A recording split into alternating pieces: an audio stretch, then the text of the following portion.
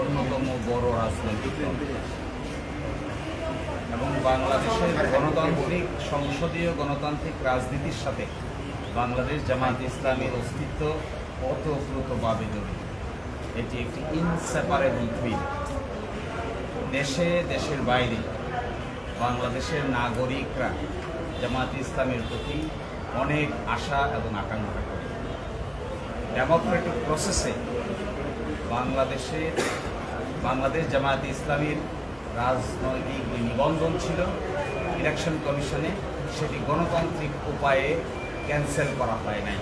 তড়িঘড়ি করে ইলেকশন কমিশনের সামনে দরখাস্ত পেন্ডিং থাকা অবস্থায় আদালত মেজরিটির ভিত্তিতে এই রেজিস্ট্রেশনটিকে ক্যান্সেল করেছে।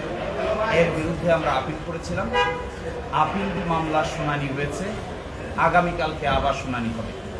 আজকে শুনানিতে মূল কথাটা যেটি এসেছে তার প্রথম ছিল যে প্রক্রিয়ায় আমাদের হাইকোর্ট বিভাগ এই নিবন্ধন ক্যান্সেল করেছে, বাতিল করেছে, এই প্রক্রিয়াটি মূলত ইলেকশন কমিশনের সামনে বিচারাধীন ছিল, বিবেচনাধীন ছিল।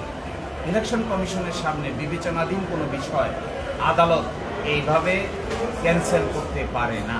এটিকে ইংরেজিতে বলে প্রিম্যাচিওর। আর সেকেন্ড কথা হলো, যারাই রিট পিটিশন দায়ের করেছিলেন তাদের কোনো লোকাল স্ট্যান্ডাই নাই। তারা নিজেরাই পক্ষ দোষে দুষ্ট, তারা নিজেরাই ইনমোটিভলি রাজনৈতিকভাবে হেয় প্রতিপন্ন করার জন্যই এই মামলা দায়ের করেছিলেন।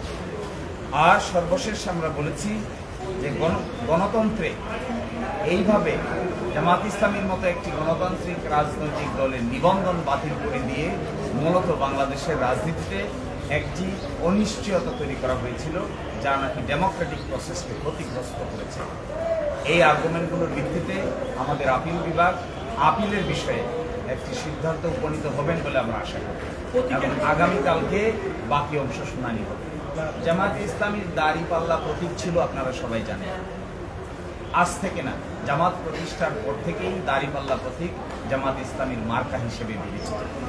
বাংলাদেশের সকল সংসদীয় নির্বাচনে জামায়াতে ইসলামী দাড়িপাল্লা প্রতীক নিয়েই অংশগ্রহণ করেছে এবং সবসময় সংসদে আসন সংখ্যা নিশ্চিত করে সরকারেও অংশগ্রহণ করেছে এই দাড়িপাল্লা প্রতীক। কিন্তু হঠাৎ করে 2016 সালে ফুল কোর্ট সভার একটা সিদ্ধান্তের ভিত্তিতে এই দাড়িপাল্লা প্রতীক ব্যবহার না করার জন্য নির্দেশ দেওয়া হয়। আমরা সেটিও আদালতে তুলেছিলাম। আজকে সেটির উপরে আংশিক শুনানি হয়েছে। এই প্রতীক সংক্রান্ত বিষয়ে আগামীকালকে সকাল 9টায় 1 নম্বর আইটেম হিসেবে শুনানি হবে।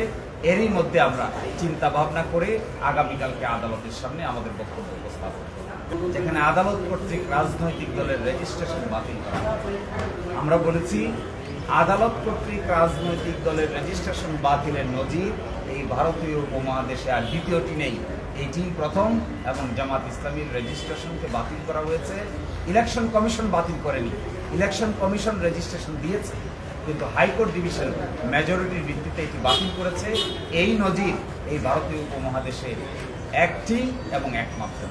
উনি বলেছেন, যখন এই মামলাটি জনাব জসিমউদ্দিন সরকার জামায়াতের পক্ষ থেকে কাগজপত্র ইলেকশন কমিশনে জমা দিচ্ছিলেন, ইলেকশন কমিশন সংশোধনী দিয়েছিল, আবার জমা দিয়েছেন, আবার সংশোধনী দিয়েছে, আবার জমা দিয়েছেন, আবার সংশোধনী দিয়েছে। 2012 সালের 1 অক্টোবর পর্যন্ত এই চিঠি আনা নেওয়া চলেছে। জনাব জসিমউদ্দিন সরকার বারবার জমা দিয়েছেন। হাইকোর্টের মাইনরিটি জাজ বলেছেন, এইভাবে যখন একটি প্রক্রিয়া কোনো সাংবিধানিক প্রতিষ্ঠানের সামনে চলমান থাকে আর এই চলমান অবস্থায় হাইকোর্ট বিভাগ যখন এটিকে বাতিল করে, তখন এটি মূলত প্রিম্যাচিওর, অর্থাৎ ঘোড়ার আগেই গাড়ি তুলে দেওয়া হয়েছে।